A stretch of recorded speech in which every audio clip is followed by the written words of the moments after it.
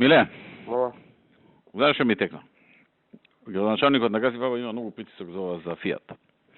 Се управна инспекција му влегва. Ама тоа е управна инспекција претерува. Мора по закон. Не претерува. Така го направи Фијат законот да ако му дадат пријава, а он не действува во толку и толку рок, тогаш на него може пријава да му се даде. Ме сваќаш? Што направил зошто управна инспекција?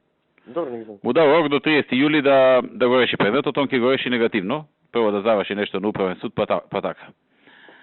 Сега, мине ни текна друга варијанта. Ние да го смениме таму дупот.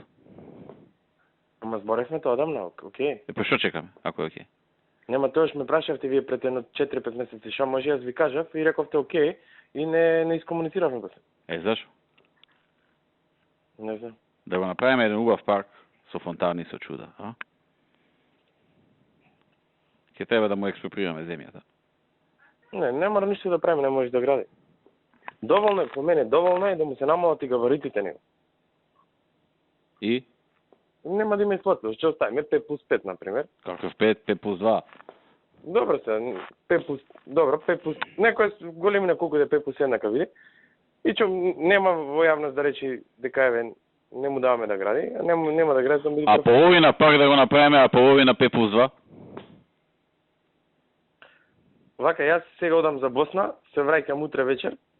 Ке седнам, ке ви кажам што може да се направи, минимум што може да се направи.